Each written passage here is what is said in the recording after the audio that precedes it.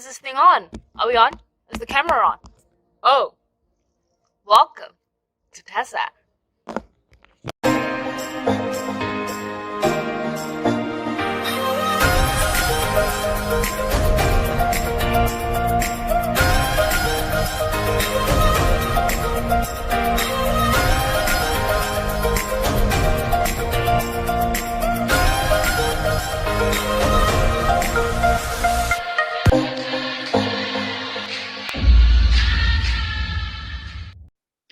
What has been going through your mind? How have you been feeling? How are you? Ladies and gentlemen, my name is Mpho Mthombeni and I am your host for this week's TASA chat during lockdown.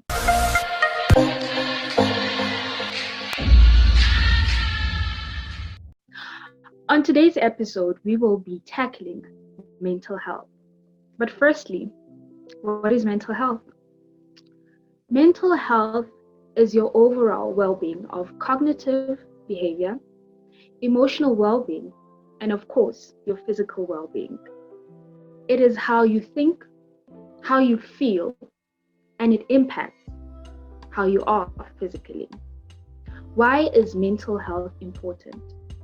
Well, it impacts your daily life. It's a vital part of your everyday life. It can impact your relationships, your family, your work environment, you overall.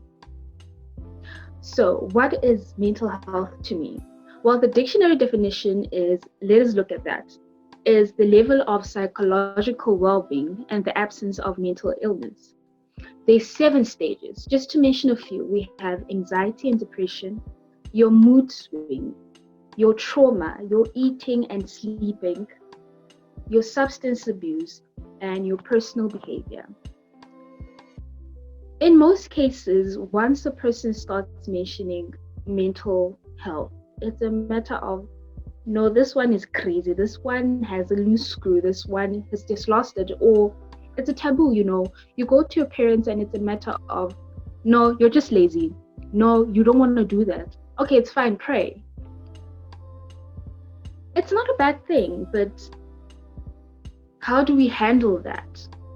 Especially now during the lockdown, as we are facing a pandemic, a global pandemic, it is quite difficult to get through your day. So ask yourself, how am I feeling today? Are you feeling sad compared to angry? Are you irritable? Are you depressed? Are you bored? Are you lonely? Because your life is a build-up of your thoughts. It all starts in the mind.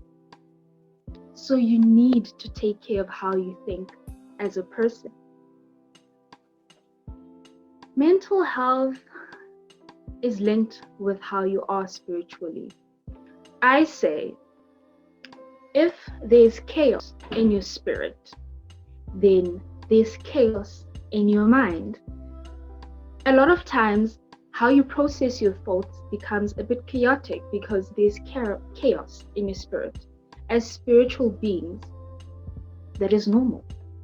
If there's calmness in your spirit, then by default, you get to process your thoughts in a calm manner and everything else around you becomes so calm. But not to waste any more time, I have a very, very special guest to join us today that will go into deeper length of what mental health is and how we can tackle certain issues, especially now during the lockdown. I'd say guess, but he's renowned in the Free State province. He has made it on the big screen, actually. He has made it on the news. He has sat down on the couch in front of our screens and we have seen.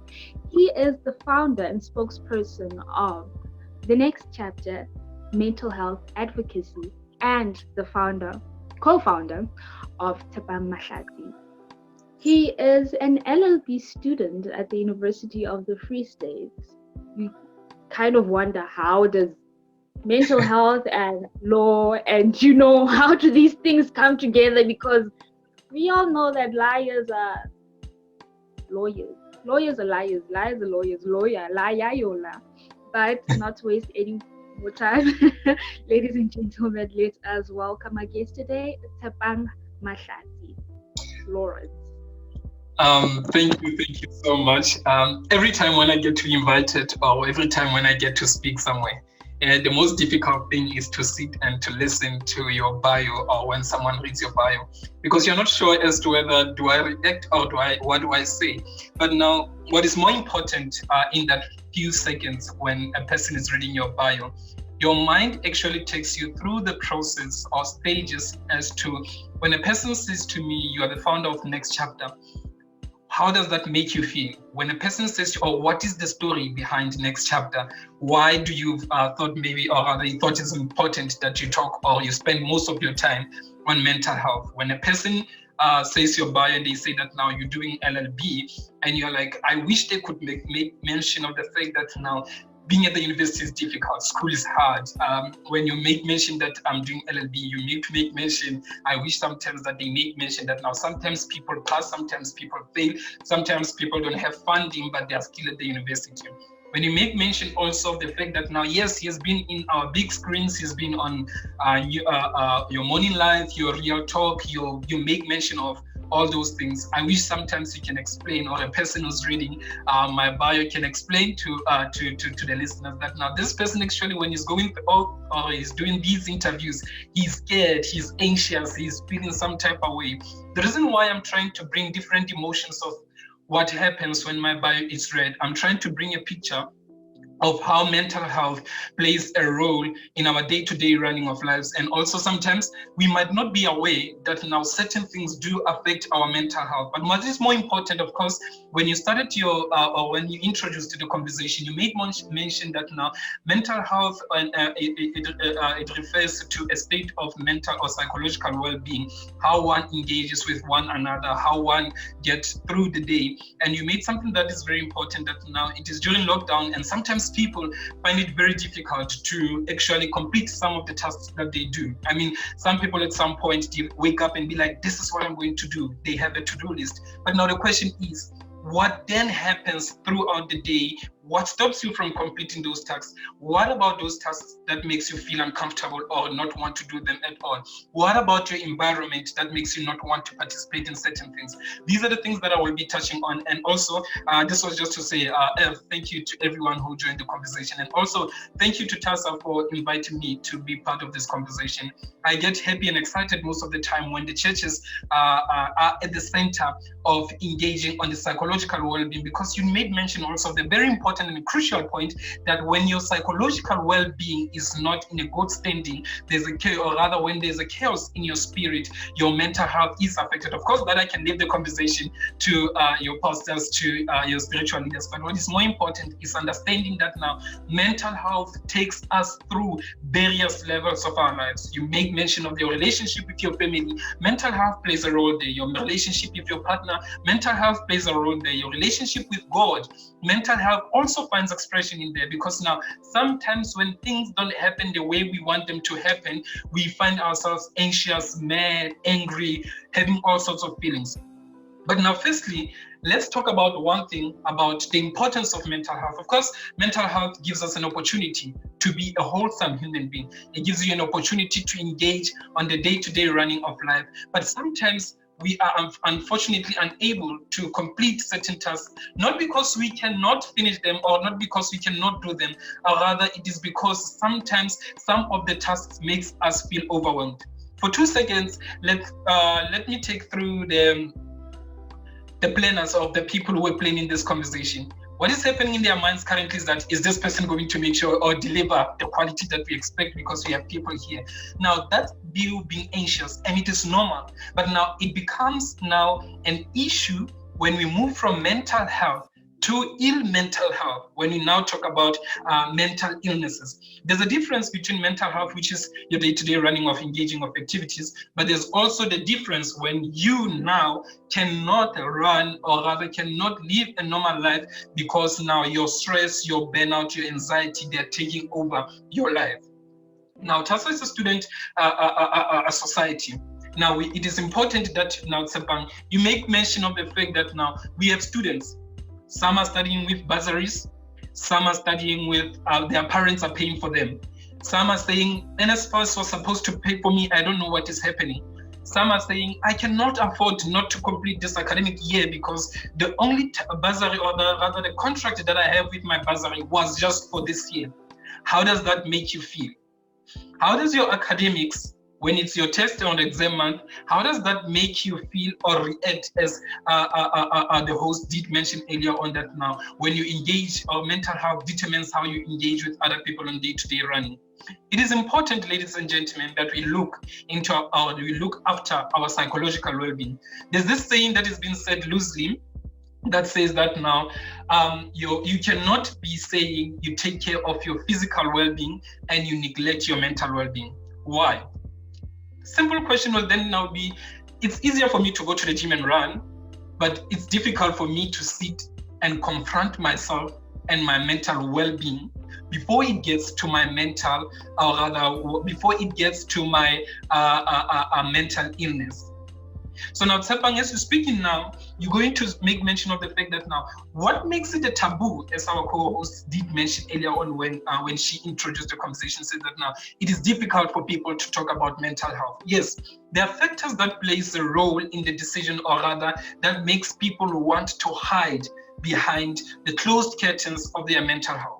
Sometimes the only time, even at church, when we know of people or when we know of our friends to have been having a mental health issue, is when we read a suicide letter, is when a person is at the hospital and we are going to the person to give the prayers or whatever process that needs to be done for the spiritual well-being of a person.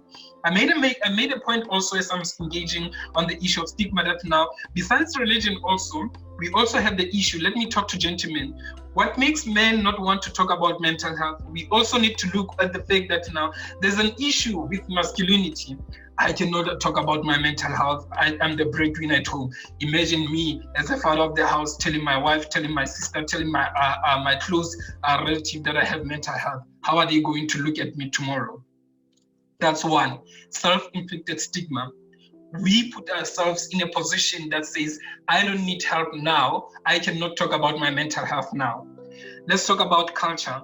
Some of us, of course, culture as an issue that, or rather as a point that affects our the conversation, or that prohibits conversations around mental health, is the fact that now, in my culture, I was taken to initiation school, therefore I'm the man. I cannot now be coming back and complaining about things that should be the issue that concerns females, that concerns mama, and how do you even start a conversation with other gentlemen that now I am having depression or having anxiety. Of course, this doesn't only affect men only. Also, some ladies, because of their culture, or rather because of their cultural standing, would say that now I'm regarded as Umakazi, the aunt, and therefore everyone at home should be coming to me, telling me their problems. I cannot afford to break down. We have a mother who's saying, yes, my kids are here now. Normally when they are back at universities or back at school, I get to cry whenever I feel like. I get to pray to God and cry at the same time because I want to take out what I'm feeling. But now they are here. I need to act all strong. I need to provide for them. Even when I know I can't afford to do so, because now we understand I haven't been going to work and I don't get to have money that is lying around to give my kids anytime. How do our parents in their own cultural or family setup not want to talk about mental health, and how that affect us? I'll touch briefly on how that when my parents or our parents are not talking about their mental health, how we take it in and we make some of their issues our issues. You'll hear your parents be saying, yours is to worry about school. Mine is to focus on making sure that you have everything that you need. But now you can see that, Mama, I know you are not doing okay. I can see that now this is also affecting your physical well-being. You're constantly sick. You're constantly having to go to the doctor. And the doctor tells you one thing, that now reduce your stress levels. Now, this is the part where, as I've mentioned earlier, that your psychological well-being affects your your physical well-being. And more often than not, we focus on their physical well-being and we neglect where the source of the issues are. The last point that I want to address on, if we talk about mental health, what stops people from talking about mental health? It is not the issue of stigma culture only. It's not the issue of religion stigma. It is not the issue of personal masculinity or how we view ourselves stigma, but it also the issue of saying that now we have placed ourselves in a community as these strong human beings, and we cannot afford to fail. Most of young people, they have an issue of issues of mental health. They resort to taking their lives because they're saying that now I'm a celebrated person in the community, and therefore, as a celebrated person, I hold this position in TASA. I've currently gotten this qualification. I'm working at this place, and therefore, I cannot afford to be the weakest link. Why? Because there are people who are looking up to me. How does the way, or how do we speak to ourselves get also to influence our psychological well-being? Okay, Tsepa, what do you mean by this? What do I mean by this is the fact that now sometimes we are being hard on ourselves, unnecessarily so, because also we want to belong. The reason why some people are continuously having anxieties or feeling pressure of wanting to achieve or overachieve is the fact that now we have placed them in a certain level, and they place themselves in that level. And when they cannot keep up with that, they are having what? They are having the issues of what? They overwork themselves and they have burnout. Myself, Tsepa Mahlatsi, at some point, I was diagnosed with depression, and of course, I had to drop out of university. It's the story that I always don't want to share. But after dropping out of university, a friend of mine who's also part of this conversation, Ms. Mpho Chabalala, she joined, and she did come to me at some point and say that, now, dude, you are having it hard. What is wrong? And I waited for that particular moment when someone says to me, what is wrong, so that I can explain. Now, it is also an issue, Mr. Nati, that now sometimes people are afraid of speaking out of mental health because they don't have the right people to ask questions like, are you okay now? Now, how does this affect us in the long run? Now, I'm going to talk to one person who's saying that now, a surviving burnout at the university level. I can't afford to be a dropout because my parents paid so much. We put ourselves under pressure. You have stress, you have depression that leads to, at the end of the day, a chronic depression, or rather, you have a lifetime depression, let me put it like that. Then we have an issue of you not being able to engage with the day-to-day running of your life, or engage with other people. Remember, when your psychological well-being is not in a position where you yourself would want it to be, how you react to other people becomes an issue. You made mention earlier on, Lebu, when you gave introduction to the conversation, and said that now our mental health affects how we deal with other people. Some people, unfortunately, in South Africa, statistics will then now show Uguti, when people are having difficulties with their psychological well-being, we see it through what? We see it through the abuse of alcohol. We see it through or continuously being sick. We see it through engaging in the activities, or rather, let me say, as is sexual activities that will distract them from certain things. It's either people overuse drugs, they use other people to make or feel good about themselves. What do I mean by this? Sometimes we have people, let's talk about the mental health, which is an issue, a mental health diagnosis, which is narcissism, and how that affects our day-to-day running, and how that affects the families that we're living in, Mr. Israel. And some of the things also that I want to make mention also is the fact, Anele, of understanding that now, today you have people who are saying, Anele, we understand him to be like this. Anele at work is this person, Anele at school is this person, but Anele gets to abuse me emotionally because he wants to feel good about themselves. That's where mental health becomes an issue when we need to engage with other people. Thandokazi, let's say, for example, you are known to be a bubbly person, you engage with people.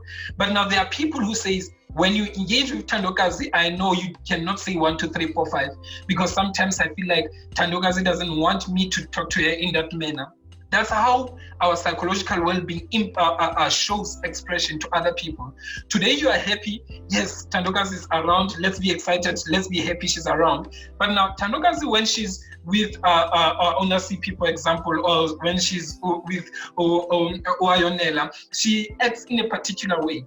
But now Gift, when Gift is around, rather, feels as if like, but I don't like how she talks to me.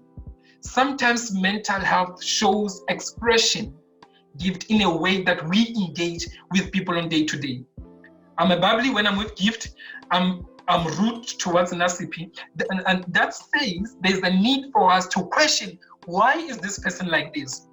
But now, more importantly, the question that we also need to ask is the issue of is the issue of asking, Okuti, do I have a responsibility to the psychological well-being of the people around me, or do I have an obligation towards the psychological well-being, for example, of Kanyisile?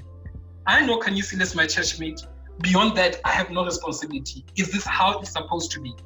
The reason why I'm bringing, or I'm making this analogy of our day-to-day relations or interrelations or interpersonal skills with other people, that tells us of how we're dealing with our mental health. Mr. Kusen, you'd understand that sometimes people would rather be hardcore rude and not want to have anyone going or seeing through them because they want to run away from certain things. Let me bring it back home to where it's lockdown now. The following questions I asked yesterday, or rather, I said one of the conversations that I will be having this week is to look at the following things.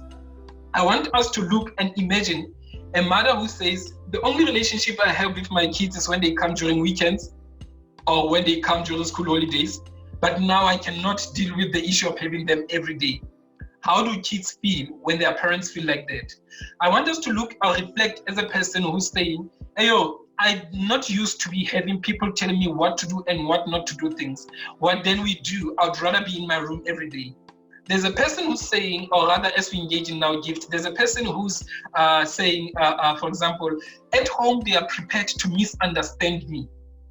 I just want to go get this qualification, go to work and leave this house because these people are not prepared to understand me. There's someone, as we're engaging now, I just want to make this disclaimer that of course some people might find it to be triggering. This home has always been, for me, it has always been a place where it's a crime scene. I was violated here. There are people who look down on me, are people who are staying in this house whom I call my family more than any other people. There's a person as we are engaging now who's saying, yes, I'm trying so hard to look and protect and look after my mental health. But what is more important is the fact that now no one is willing to or prepared to listen to me. But I would rather do what Thandokazi, I would rather be continuously cutting my hands, cutting my arms every time so that I negotiate my pay. But now, the question was, before I made analogy of all these circumstances that we find ourselves, what is our role as spiritual brothers and sisters in the livelihood of our brothers that we pray with? Do we become a generation of people who read more suicide letters than actually being there and supportive of other people?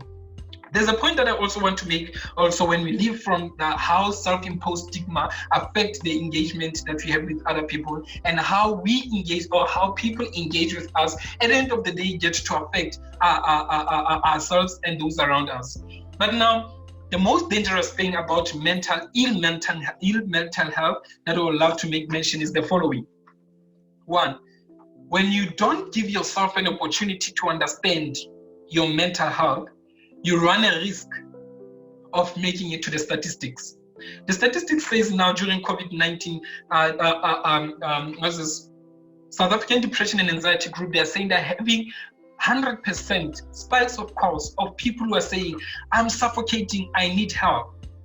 Why do people not want to get help, Alebhan? I mentioned earlier on, but now also what is more important is that how do we get people to start conversations around mental health should not be a hardcore conversation.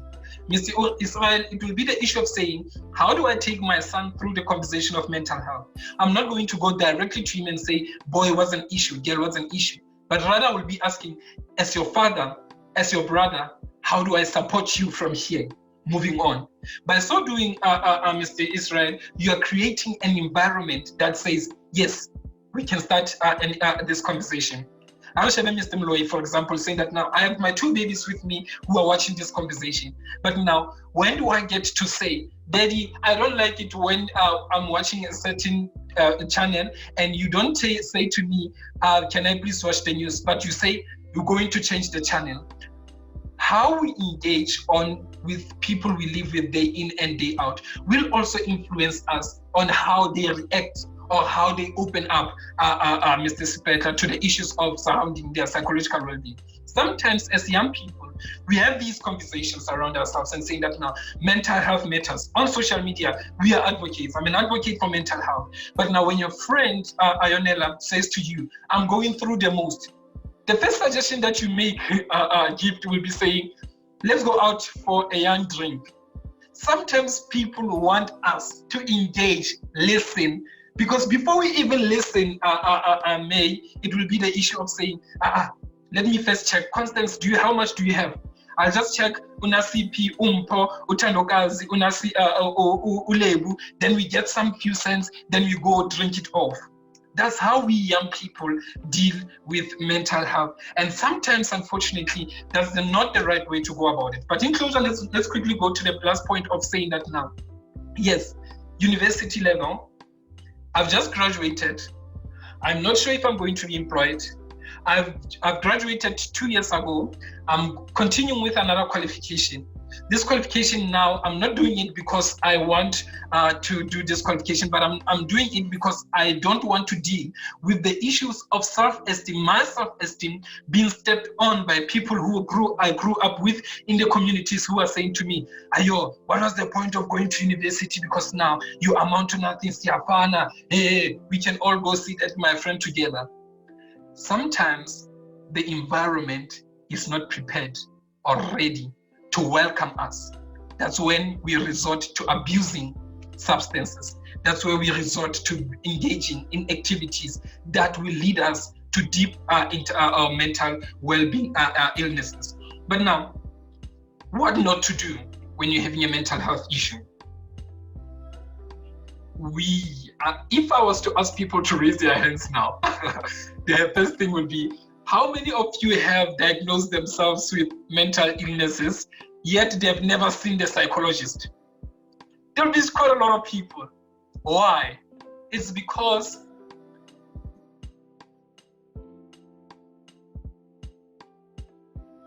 around, I'm not okay, I have a mental health issue. I quickly go on the internet, I do a survey. Do you feeling down? Are you feeling down? Yes. Are you feeling hot? Yes. Are you feeling all this? And like, yes, I have depression. But now, what is the mistake that we do is that will lead us to self-medicating that will leave us with some of the conditions like your issues of the issues of paranoia, because now you will be taking a medication that doesn't speak to you. Some of us, we self-medicate ourselves with alcohol because we want to feel numb. But now there is help out there. Sepang, 5 things that a person who's at the university who feels like that now, I cannot survive this, I cannot survive Corona. 1, how you talk to yourself every morning influences how you get the work done. 2, how you engage with people around you. You determine the people who actually at the end of the day get to be part of their day-to-day running. What do I mean by this? People you spend time with will tell you how you should react to your mental health and how you should speak of your mental health. 3, developing the spirit of resilience. It's something that sounds easy, but it's a difficult thing to do. How do I develop the spirit of resilience when people around me don't believe that I can amount to something positive or good of myself? So some of the things that will require us to do, Mpho, will be the issue of saying, every time, talk to yourself in a manner that you'd want your inner being to engage with you. Because our inner being, our spiritual being, influences us or influences our psychological well-being at the end. And now in conclusion, before we go to the questions, it will be the issue of saying, you've mentioned almost everything about mental health, about the psychological well-being, but you're not mentioning therapy is expensive. What will be the substitute of therapy? What do you advise that I do instead of if I don't have money to go see a therapist? This is what I'd advise people to do. 1, try to meditate. It's not an easy task to do. When you meditate, you force yourself to have a conversation with yourself.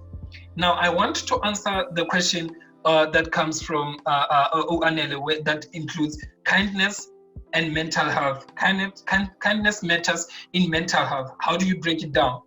Kindness first, before, is one of the things that you need to do and practice for your mental well-being. You need to be kind to yourself.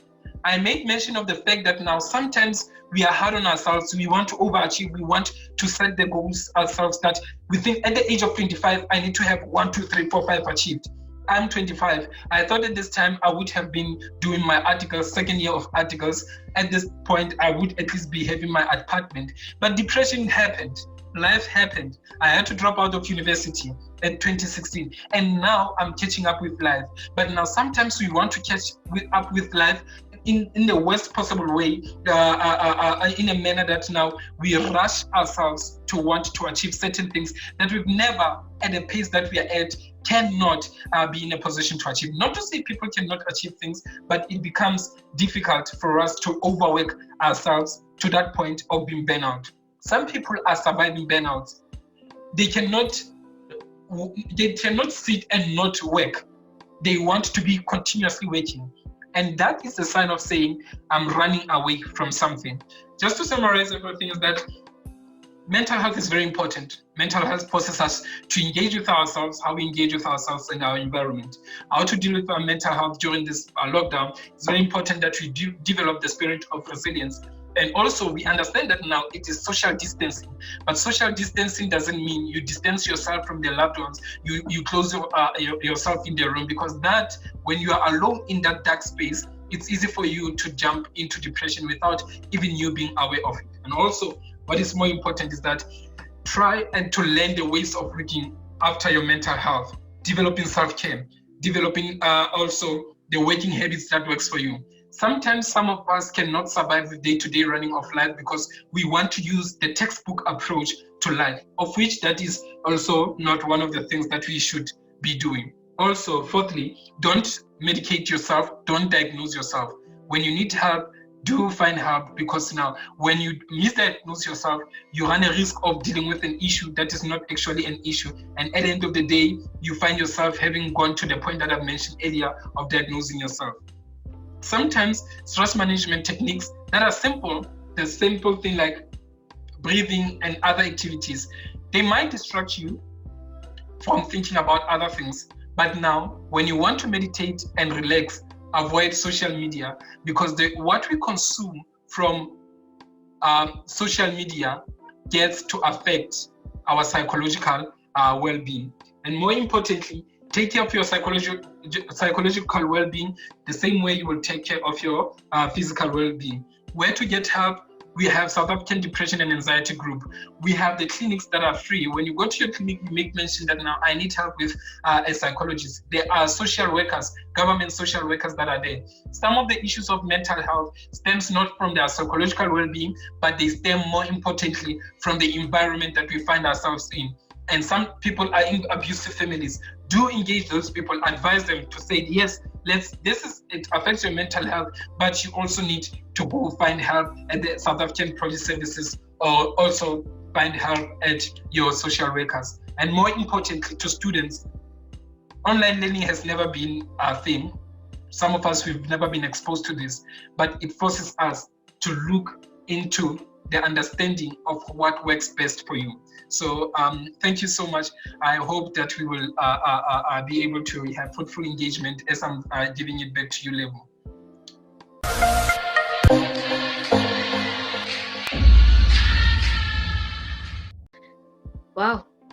Wow, mental health is very important. So what's going to happen now before we conclude on the conversation is we're going to open for a round of questions and comments. What you can do is raise your hand.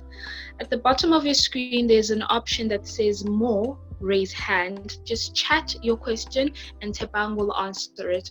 And at the moment, we have about 3 questions. I believe, Anela, you've been captured about how kindness plays a role in mental health. From Sepetla Les, mental health versus depression, how do they differ? Okay. Mental health and depression. It's very important, as I made a mention earlier on, that now we have mental illness where depression falls under, which is the range of conditions that one has been diagnosed with, and depression falls under that. Mental health is an umbrella term. It includes both how you take care of your mental well-being and how your general well-being affects your day-to-day running. When it affects your day-to-day running, now we are dealing with the issue of a mental illness because now it is affecting you. It is affecting you in the manner of how you work, how you engage with people, and affects your relationships. Now, that's why it is always important that now we always deal first and make sure that now you don't have a mental illness, you deal with your mental health. Feed yourself positivity, make sure that now you don't trigger yourself, because you can only say you have depression or mental illness when it has been diagnosed. And it is very important that people find help or rather get to go see professionals to be actually properly diagnosed, because sometimes a minor stress can have the symptoms of an actual depression. Sometimes you see a headache, running stomach, you see always wanting to be asleep. We have bad days. We have the days where you just don't want to talk to anyone or do anything. Those are normal days.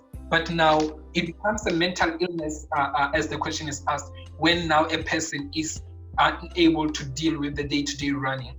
Mental health, general well-being. Mental illness, where depression falls under, it's when now it affects your day-to-day running. Okay, and then we're going to take the last question.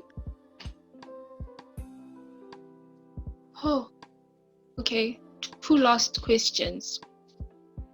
It says here, how can I tell if someone has mental health problems?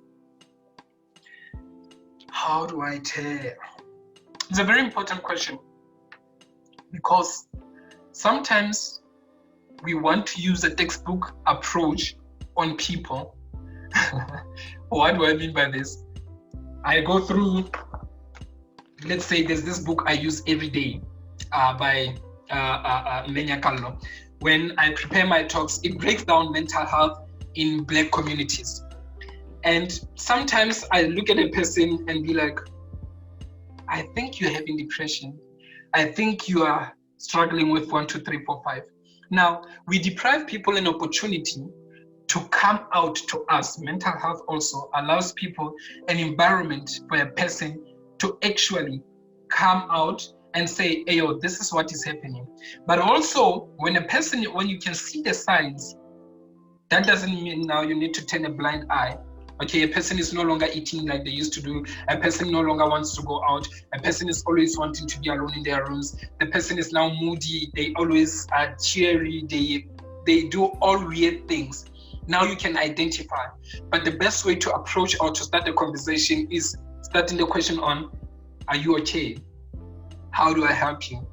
Then you will then be able to get to a point of saying, can we get help? Who do you trust maybe who can take us through this process? Maybe you don't want to talk to me. If there's someone perhaps that you want to talk to, when you're ready, I'm always here. Then you'll be able now to say, this is what I've identified, and it is confirmed when a person speaks out. Because we avoid to run a risk of saying, hey, yo, Ponso Chabalala, you have a depression and you need to go see a professional. You deprive Ponso the right to say, actually, I'm acknowledging this is what is happening, and I'm prepared to go find help. Yes. Okay, and the last one. This is very long. As I listen to the avenues one can explore as a mechanism of dealing and or coping with mental health, most communities wherein we come from, often characterized with stigma, as these people are the ones whom we deal with, engage with on a daily basis. It becomes hard for people to go seek help in that regard. I'm convinced that the majority, not all, healthcare workers are not in it for passion, but for other reasons unknown to me at this point in time. What role, if any, can spiritual practitioners provide in helping curb the progression of the particular mental health in question? Now, in answering that question, I need to be very careful or tread carefully, because I don't want to say this particular institution works best more as compared to this particular institution, or go for this institution, avoid this institution. But now what is more important in that question, in the folds now, the first fold of the question is the stigma attached. And now I did mention that now the stigma will come from our traditions, our religion, our masculinity, how we talk to ourselves, how we want to be respected in our communities, our role in our communities. Now, the question, because this is a Christian setup, the religious leaders plays a very important role in the conversation and in starting the conversations around mental health. Remember, some of our spiritual leaders are trained to be counselors. Some of our spiritual leaders are trained to be able to listen. Some of our spiritual leaders are trained to give the word of comfort. Some of spiritual leaders rather are trained in a manner that they are then able to actually be able to counsel a person and take a person through some of the ordeals that they never want to talk to anyone but the spiritual leaders. So now it becomes now the center of the church to see to it that now they create such platforms. Creating platforms how? One, creating a platform in saying that now young people today, for example, when there was a conference in Bloemfontein last year or a year before last, when TASA was here at the University of the Free State, I attended, and for some few moments, and I just wanted to have the view of the field. And that day, I saw that not so many of people, young people, of course, your favorite video that is trending on the internet, on debate, there was a feeling there that now everyone at some point forgot what was happening in their lives, and they were in that space. And trust me, church gets to get you to be in that space. But now what is more important, our fear, if there's a people who are not from your church denomination, generally, if I was to give as from a legal perspective, that now sometimes the churches do, of course, make it difficult for people to speak on mental health because of how generally charismatic or traditional churches how they, at the end of the day, demonize mental illnesses. It's a conversation for another day, and now it's very important that we also make mention that now some churches are not prepared to be part of the conversation as they demonize the conversations around surrounding mental health. So now, if therapy, of course, when you practice as a lawyer, as a practice as a psychologist, in our economy, you practice to make money. That's why I said it's expensive to see a professional, senior professional in South Africa, to see a psychologist. That's why, but one should not avoid avenues of free services. But also, when you make mention of the spiritual part or spiritual leaders, you should be willing to allow yourself to be taken through by your spiritual leader, because sometimes we start the conversation and not be prepared to answer questions of what is really happening with you. Why do you want to talk about this? Or why are you not prepared? Why don't you want to talk about this? Once you take any route to take care of your mental well-being or to speak out of your mental health, be prepared not to cheat that process, because by so doing, you deprive yourself of getting the help. Okay, wow, that is, wow, I hope you guys have heard, and I would just love to say that I think this is a time whereby I realized, Ukuba, before the lockdown, we were in universities, we were at work, we were keeping busy, and in the process of keeping occupied, we're actually, I don't want to say we're putting up a facade, but it's actually clouding us from actually sitting down with ourselves and being like, this is Lebu, you know? So now the lockdown is forcing us to be self-aware of who we actually are. Even if you're not actually sitting down and saying, I'm having an introspection, this is me, I'm sitting down, I'm having an introspection, okay, this is how I feel, this is who I am, this is what I like, this is what not. But it's forcing us to be aware, Ukuba, this is how I actually feel without anything occupying me or keeping me busy, my books, my work, anything of that sort. So we need to be self-aware of what we're actually going through, because it comes with extreme highs and extreme lows of emotions, and moods, your anxiety, your social withdrawal. And those are like the signs of kind of having to deal with how you are mentally. So mental health is not a place where we're going to. It's actually a journey. It doesn't come and go. It's not me saying today I have anxiety, tomorrow I do not have anxiety. It doesn't come and go. It's there. That is why it's okay to seek help, medical help, if that be, to suppress how you feel, but that's not going to work out for you. You need to treat and cure the root cause of why you're going through all of this. It's okay. We will be treating the symptoms, and I will be drinking my pills and feeling good during the day, and then when I go back to bed and everything has worn out, I realize, okay, we're back here. And it somewhat leads to substance abuse, if I may say, because now you're dependent on medication to actually feel good about yourself. So once you're self-aware, try and go back, have an introspection, and figure out what is actually causing me to feel this way. What is actually causing me to act this way? What is the root cause, so that can be treated and taken care of? And trust me, it does not happen overnight. It is a journey, and this journey is not smooth. It is not straight. It's like a roller coaster. It goes up, it goes down, it goes up, it goes down. But at the end of the day, I want to say we are gonna be okay. And as for the parents,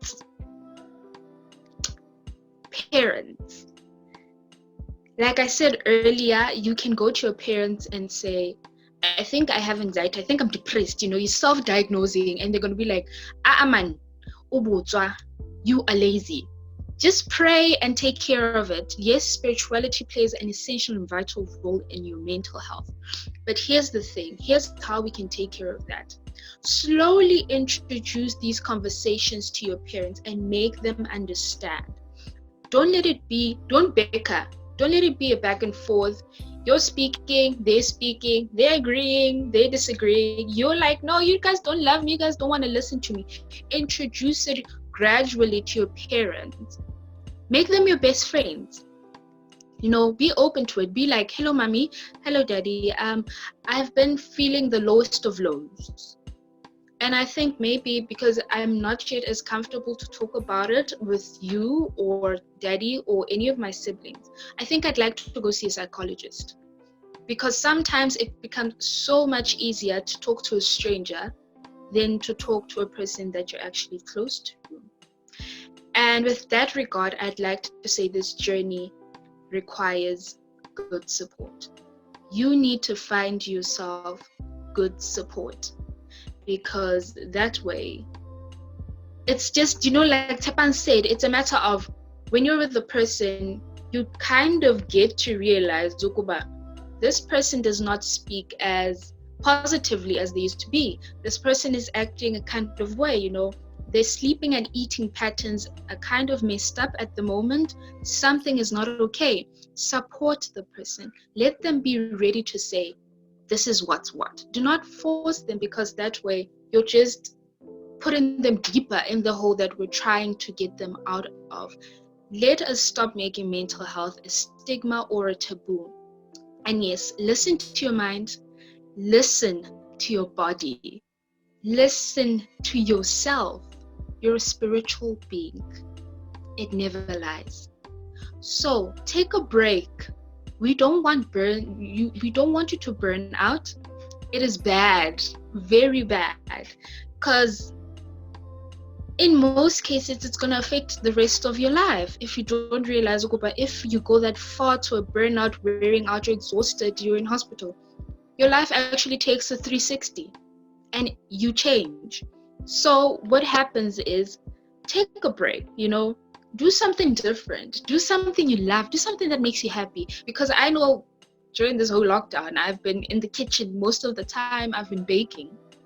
I've been spending time with the young ones. I've been listening to music and just, not that I'm trying to occupy my mind to run away from what I'm actually feeling, but it's a matter of feel good, dress up if you have to. And also, like Tapan said, stay away from social media, because in most cases, you get pressures from social media and everything. And in that case, you're going to sit there and wonder, what is wrong with me? Why can't I look like that? Why can't I dress up like that? It's lockdown, but these people are having a good time and I'm not. So let's try and avoid that. Let's take time to understand ourselves. And with that, that is me concluding the conversation for today. If you know someone, or if you yourself are going through suicidal thoughts, the helpline is 0800 567 567, and the depression line is 0800 456 789. We have captured all your questions and we will be answering them in a video that will be uploaded on our YouTube channel. Be sure to subscribe to our YouTube channel, mytasaonline, where everything will be uploaded and you will have your answers. Let us take care of ourselves. Let us continue to wash our hands and take care of our mental health. With that being said, thank you very much for joining us today. We will be back again next week, Monday, with another topic to entice you. Enjoy the rest of your day.